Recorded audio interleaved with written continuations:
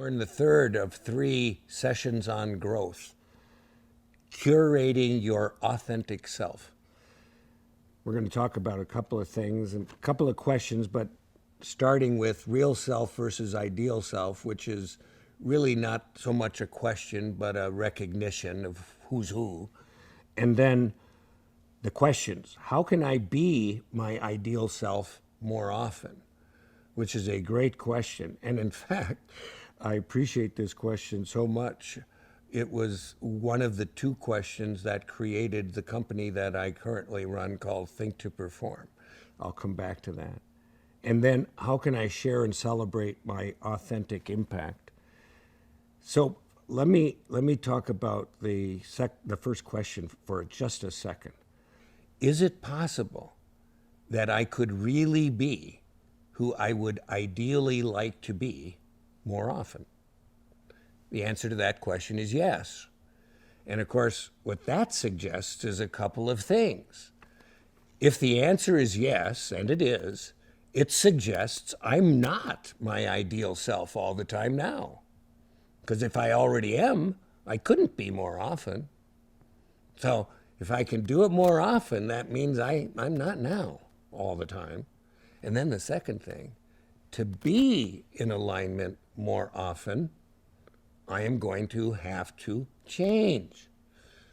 Both of those things are true, and therein lies the problem. Our brains, our physical instruments, the brains, they are wired to repeat behavior. They value repetition. The brain was originally constructed, amongst other things, to help us live another day. Let's just live another day. Let's avoid danger and let's pursue opportunity. The danger and the opportunity channels are triggered by outside events that trigger us emotionally. So our emotions kind of trigger the day. So what I need to understand about my ideal self is my ideal self represents my values consistent with universal principles in action. So ideally, I am living my values.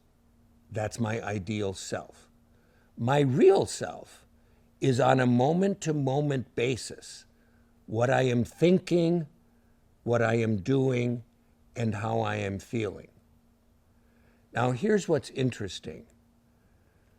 When our experience of thought, emotion, and physical experience, when our reality is triggered from the outside, it triggers us emotionally first. So we have to know that. So we feel something, and as a result of that, we then oftentimes react. There's a word, it's called emotion. I want to introduce to you a new word. We call it think motion. Emotion derives from Latin. In essence, it means feel it, do it. What I'm suggesting is feel it, think about it, and then do something, not necessarily it. So the feel it, do it. I'm going to guess, good Christians that might be watching this, that probably some of you have achieved regretful behavior. I have. And if we're really good at our faith, one of the things that we do is apologize. We say, I'm really sorry. What I'm suggesting we learn to do is actually know our real self well enough that we avoid the behavior that we would eventually apologize for. And I'm not waiting for someone to do something to make me feel better. Because a lot of us are thinking, I will think better, I will do better when I feel better.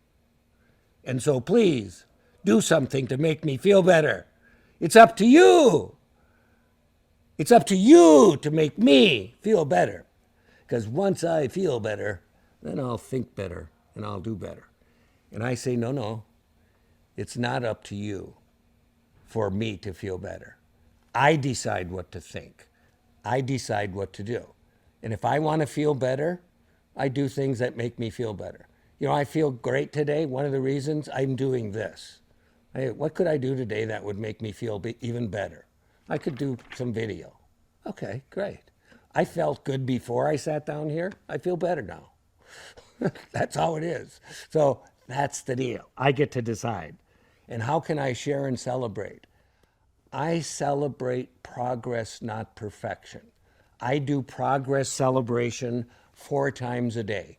I like to celebrate in the morning when I'm getting going. So sometime between 7 and 9 o'clock, I celebrate. I celebrate early afternoon, sometime between 1 and 3. And then I celebrate in the evening between 6 and 8. And then I celebrate my day as it comes to an end sometime between 9 and 11, every day.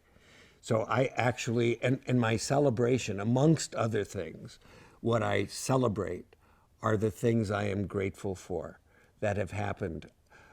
One of the influences in my life is a guy named Fred Luskin. Fred Luskin wrote a terrific book. He's written several things, but one of the things he's done that I really like, and I've gotten to know Fred a little bit, is a book called Forgive for Good. He makes the health case for forgiveness. There are a lot of other cases. There's a moral case that can be made for forgiveness. He makes the health case. Turns out that people that can't forgive get sick and die younger.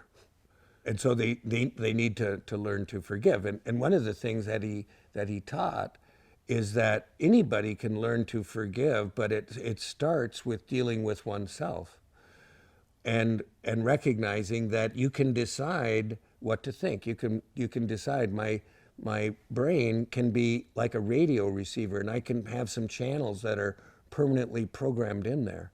One of them is the gratitude channel. One's the love channel. One's the beauty channel. And whenever I turn on one of those channels, that's all that plays. So I turn on the gratitude channel. If I turn on the gratitude channel for 1 minute, 4 times a day, 1 minute, 4 times a day, turn on the gratitude channel. What am I grateful for? I'm grateful for my family. I'm grateful for my life. You know, life is a gift. I am grateful that I was given a conscience to know right from wrong. And I am grateful that I was given the gift of free will. I was given the gift by God to follow my conscience or not. You can do the right thing or the wrong thing, Doug. It's your call. I'm not going to make your call. I'm going to give you the conscience. I'm going to give you life. And then I'm going to give you free will. Well, when I reflect on my gifts, my family, my good fortune in life, I grew up in North Dakota, had a great life. When I reflect on all of that, I always feel better, always. When I reflect on the beauty in my life, I always feel better. So I don't need anybody to do anything to make me feel better. All I have to do is change my mind. That's all you have to do also. Celebrate.